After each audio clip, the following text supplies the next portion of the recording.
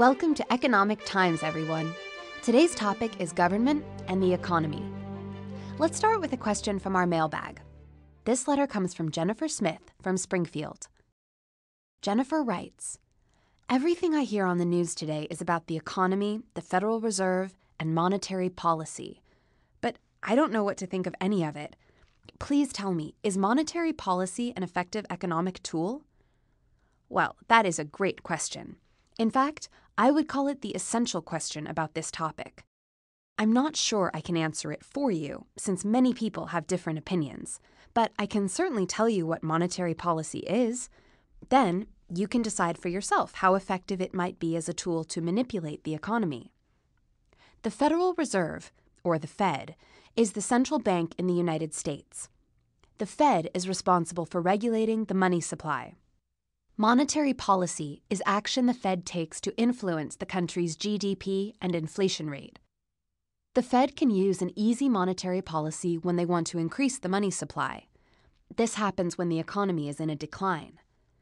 The Fed uses a tight money supply when they want to decrease the money supply. This happens when there is a risk of inflation.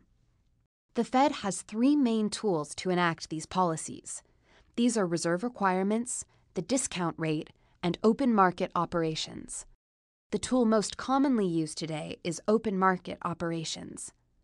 Open market operations are the buying and selling of government securities, or bonds, to alter the supply of money. If the Fed purchases government securities on the open market, the money the Fed pays for the securities is deposited in banks. This allows banks to do more lending, which results in an increase in the money supply. If the Fed sells government securities, the money paid for the bonds is taken out of the buyer's bank and therefore out of circulation.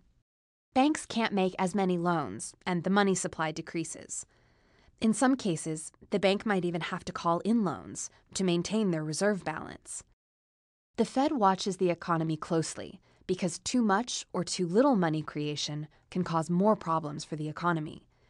Its goal is to use the tools it has available to maintain a stable and healthy economy.